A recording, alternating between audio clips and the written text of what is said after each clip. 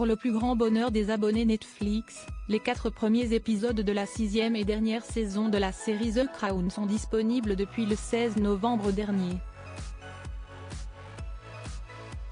L'occasion pour les téléspectateurs d'en apprendre un peu plus sur le destin funeste de la princesse Diana, mais aussi sur sa relation avec Dodi Al-Fayed, interprétée par Khalid Abdallah. En effet, dans le deuxième épisode, intitulé Deux photographies, la série revient sur la publication des clichés de l'italien Mario Brenna, qui avait photographié Diana et Dodi en train de s'embrasser sur le pont d'un yacht lors de l'été 1997. La fiction raconte notamment que l'homme d'affaires Mohamed Al-Fayed avait engagé les meilleurs paparazzi pour prendre le couple en flagrant délit et ainsi obliger Diana à épouser son fils, Dodi. Une version des faits qui a été largement contestée par le photographe lui-même.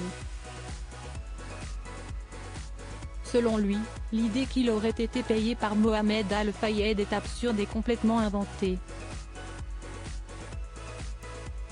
Dans un entretien accordé au New York Times, le 17 novembre dernier, Mario Brenna a notamment révélé qu'il était tombé par chance sur le yacht des deux tourtereaux. En vacances en Sardaigne, il avait confondu la princesse Diana avec une ancienne connaissance.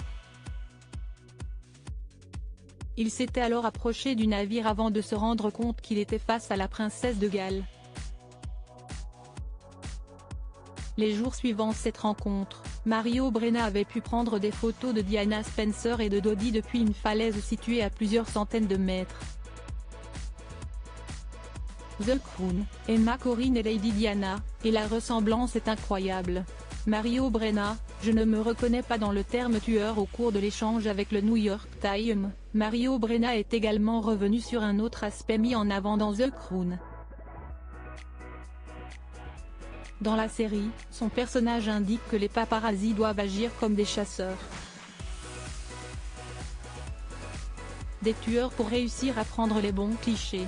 Une vision du métier qui ne correspond pas du tout aux valeurs de vrais photographes. Je ne me reconnais pas dans le terme tueur, a-t-il assuré, précisant que Netflix n'avait pas essayé d'entrer en contact avec lui pour connaître la vraie version de l'histoire.